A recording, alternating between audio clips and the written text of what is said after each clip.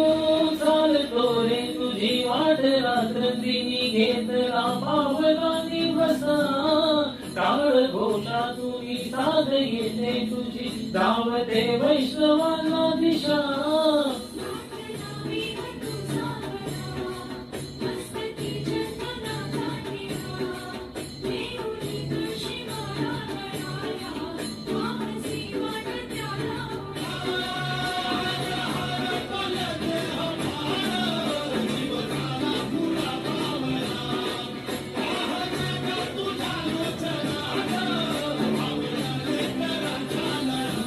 हो